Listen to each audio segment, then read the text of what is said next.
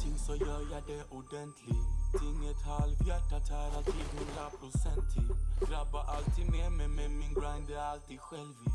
Sen jag delar med mig vid en positiv förändring. Min älskling, så ni vet hur jag kör all in, ingen skämtning. Kommer att få se det till en dag jag finner